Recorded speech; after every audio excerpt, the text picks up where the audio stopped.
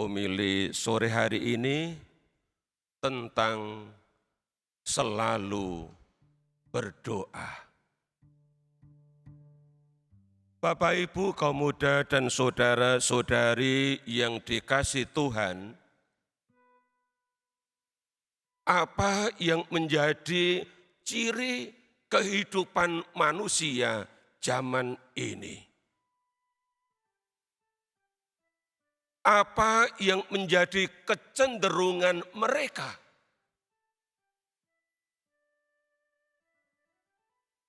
Saya sebut satu dua hal. Mereka gampang menyerah. Mereka gampang putus asa. Mereka gampang bosan.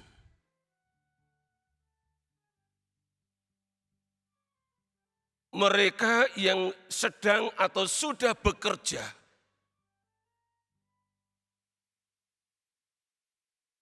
gampang bosan.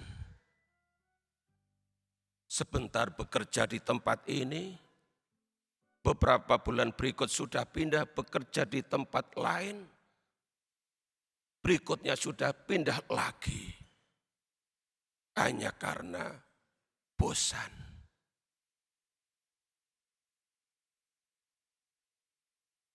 Jika mereka mengalami kesulitan, gampang menyerah.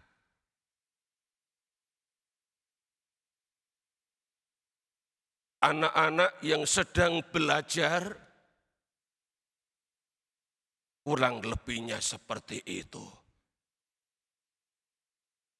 Mudah menyerah, gampang bosan.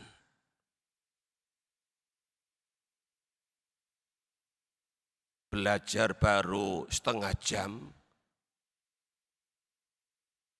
setelah itu sudah asik dengan game. Main ini, main itu. Gampang bosan, gampang menyerah. Dalam hal yang lebih spiritual, dalam hal berdoa misalnya, orang juga gampang bosan.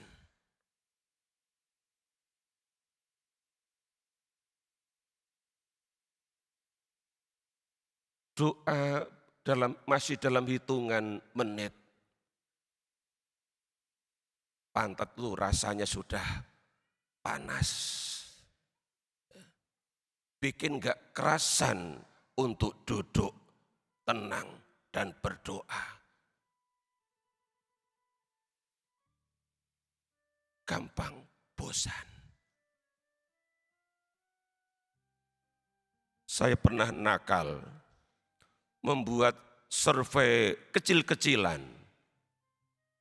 Saya mengamati 3 pasutri yang pergi ke tempat ziarah di tempat yang berbeda.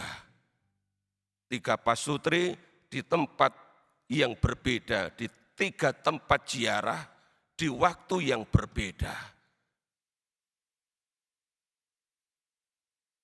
Mereka suami istri berdoa bareng di depan Gua Maria. Tapi dari ketiga pasutri ini sama. Mulainya bareng, selesainya enggak bareng. Yang selalu duluan, selalu suaminya. Dan itu kalau saya hitungi dengan menit, enggak sampai 10 menit.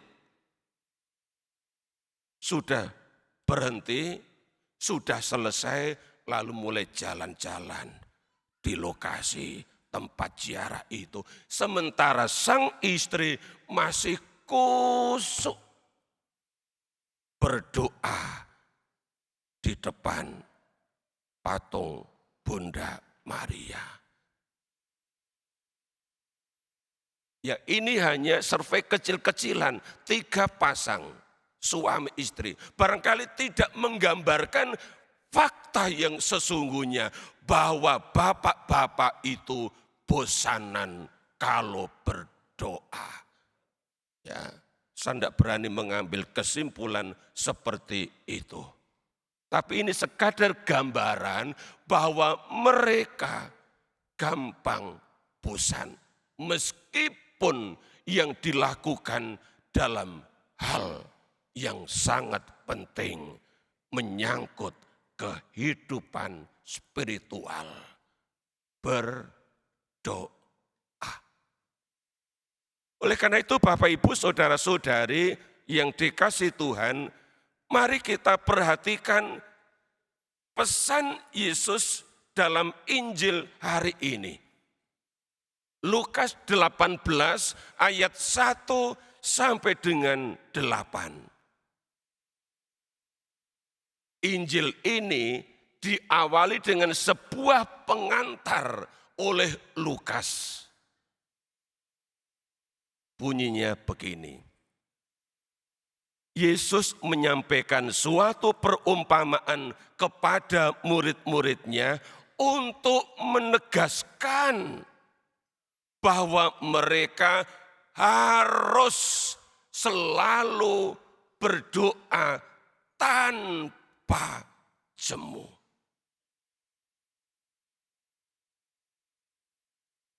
Harus selalu berdoa tanpa jemu.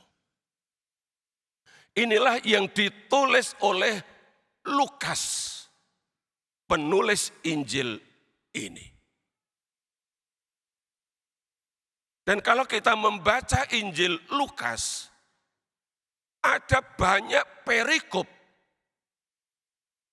yang bertemakan doa.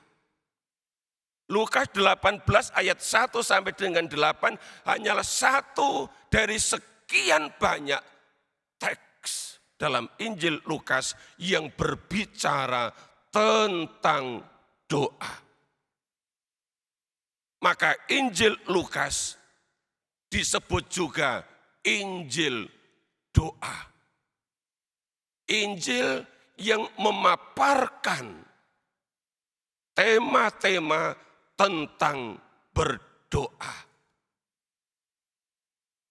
Dalam hal ini, Lukas menjadi seorang penulis Injil yang menaruh perhatian besar terhadap kehidupan rohani yang namanya doa. Oleh karena itu berbahagialah Bapak Ibu saudara-saudari warga wilayah Santo Lukas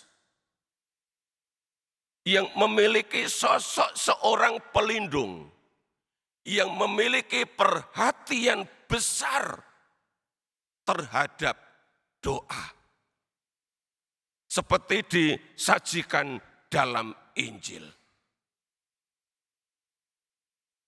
Semangat doa yang dihadirkan oleh Lukas dalam Injil,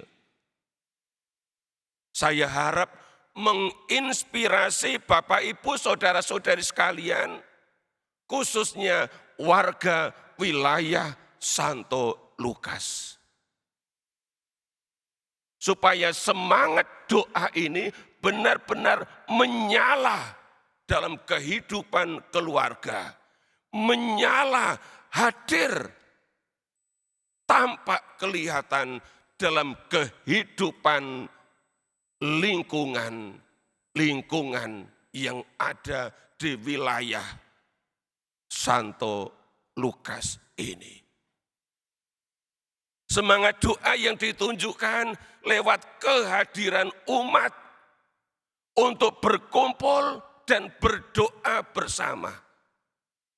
Dan berkumpulnya serta berdoa ini tidak nunggu kalau ada misa arwah di lingkungan. tidak perlu nunggu kalau ada misa syukuran atau pemberkatan rumah di lingkungan.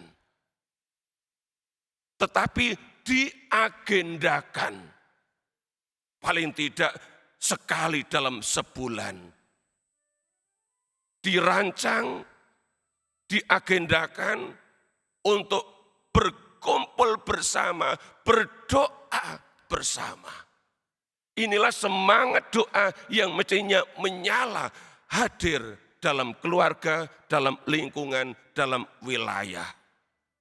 Sebab inilah yang digelorakan oleh Yesus dalam Injil yang ditulis oleh Lukas. Bapak, Ibu, saudara-saudari yang dikasihi Tuhan, mari kita renungkan lebih lanjut apa yang ditulis oleh Lukas lewat pengantar di ayat 1, bahwa murid-murid Yesus harus selalu berdoa tanpa jemu. Tanpa jemu-jemunya. Apa arti hal ini? Apakah Yesus mengajar murid-muridnya? Apakah Yesus minta supaya kita berdoa non-stop, berdoa terus-menerus?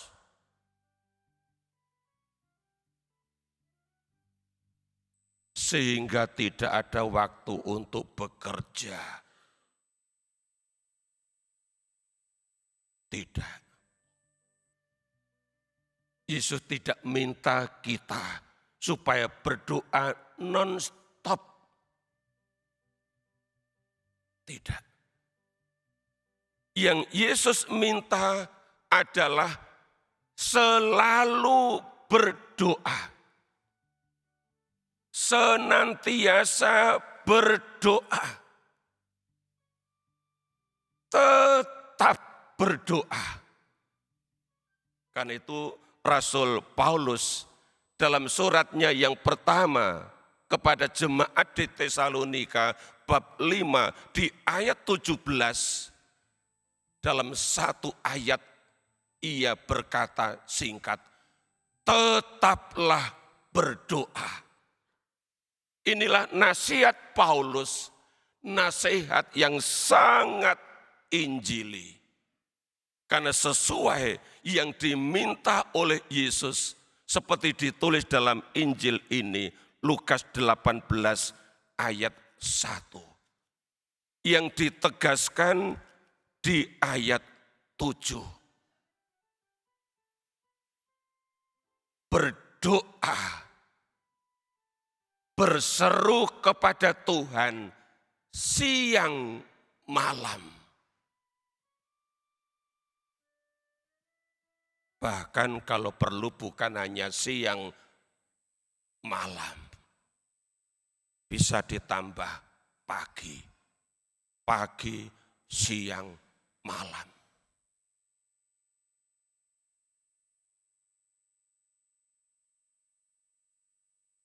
Lantas kita bisa bertanya, doa apa sehingga kita mesti melakukannya siang malam atau ditambah pagi, siang, malam?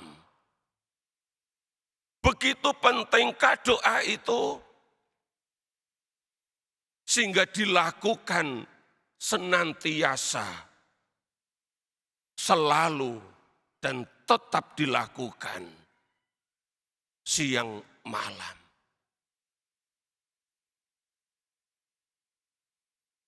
Injil tidak menyebut doa apa.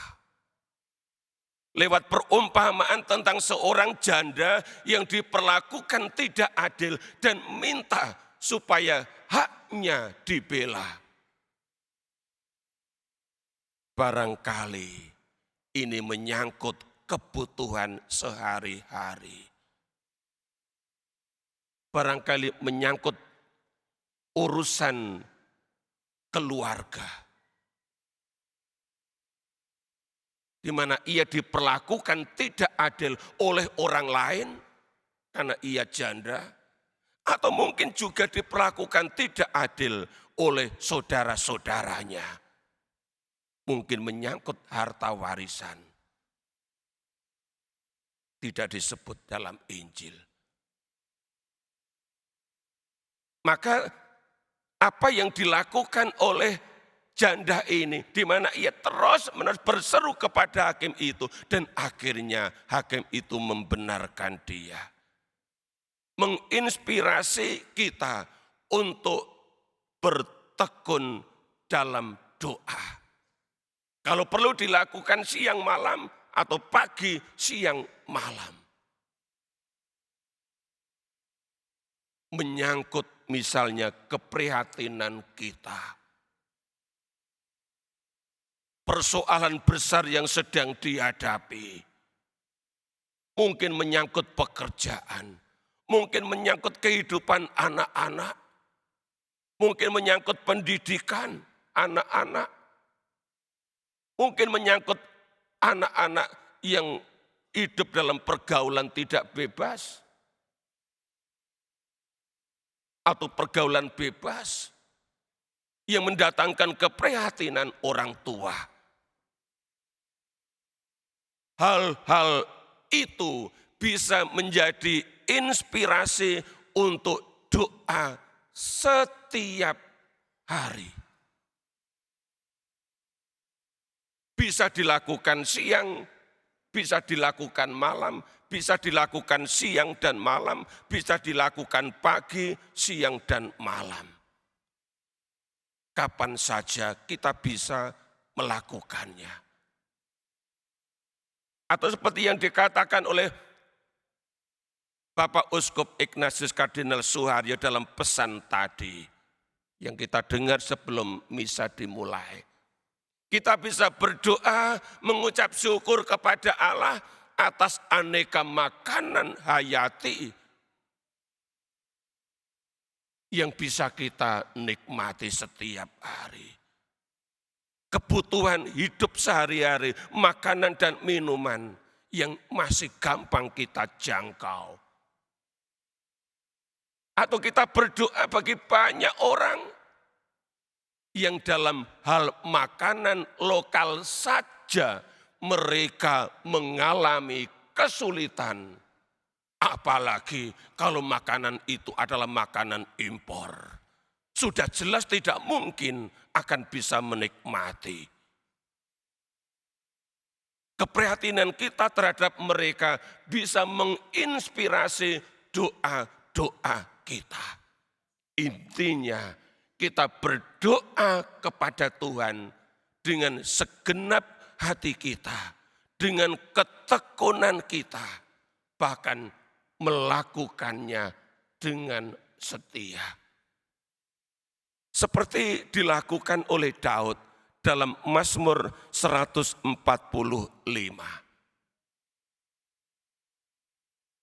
Di ayat 15 dan 16, Daud berdoa begini. Mata semua makhluk menantikan Engkau.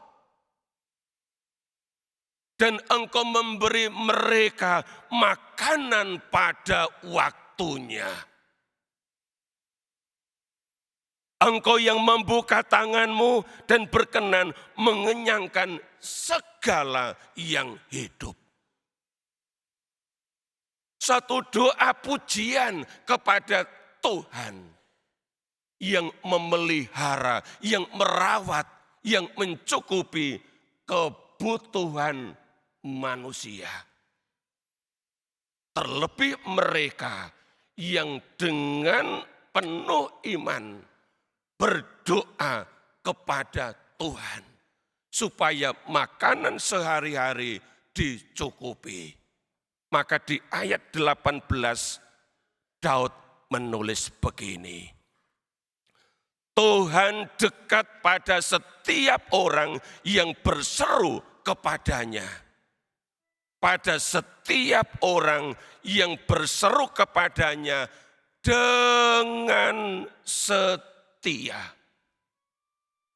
Ayat ini sangat bagus. sangat inspiratif untuk kita renungkan. Apakah saat ini Tuhan dekat dengan kita? Anda dan saya.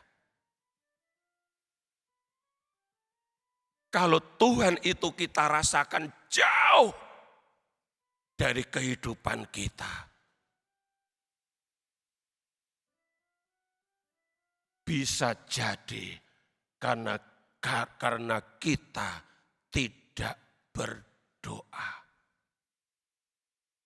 Daud katakan itu, Tuhan dekat pada setiap orang yang berseru kepadanya. Lalu ditegaskan, pada setiap orang yang berseru kepadanya dengan setia. Inilah yang dalam Injil tadi disebut siang malam. Selalu berdoa tanpa jemu. Oleh karena itu Bapak Ibu, saudara-saudari yang dikasihi Tuhan, mari kita mohon rahmat Allah supaya kita diberi kemampuan dan kesanggupan untuk terus belajar satu hal, belajar untuk selalu berdoa. Tuhan memberkati.